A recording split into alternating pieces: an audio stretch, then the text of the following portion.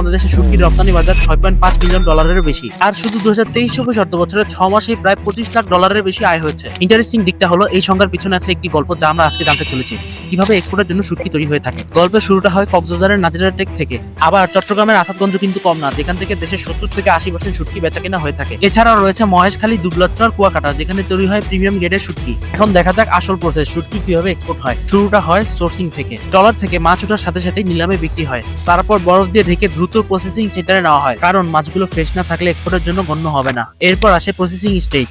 এখানে মাছ ভালোভাবে ধোয়া হয়, তারপর সাইজ আর কোয়ালিটি অনুযায়ী আলাদা গ্রেডে ভাগ করা হয়। এরপর মাছের সাইজ অনুযায়ী নির্দিষ্ট সময় পর্যন্ত শুকানো হয়। এরপরে মাছটি ড্রাই ফিশ বা শুটকি মাছের রূপান্তর হয়। তারপর আসে গ্রেডিং স্টেজ। এখানে ইন্টারন্যাশনাল বায়ার কখনোই মিক্স কোয়ালিটি একসেপ্ট করবে না, সবগুলো সাইজ এক এবং এক গ্রেডিং এর হতে হবে। এরপর আসে ফাইনাল স্টেজ, যেখানে প্যাকিং আর শিপমেন্ট করা হয়। ভ্যাকুয়াম সিল করা আর ময়েশ্চার প্রুফ প্যাকেজিং ব্যবহার করে চট্টগ্রাম বা মংলা বন্দর হয়ে রওনা হয় এক্সপোর্টের উদ্দেশ্যে। শুটকি তৈরির প্রসেসে একটা মজার বিষয় হলো, মাছ থেকে শুটকিতে রূপান্তর করার পর মাছের ওজন 70 থেকে 80% কমে যায়। অর্থাৎ প্রায় 3 থেকে 5 কেজি কাঁচা মাছ শুকানোর পর তৈরি হয় মাত্র 1 কেজি শুটকি। আজকে এই পর্যন্তই রইল।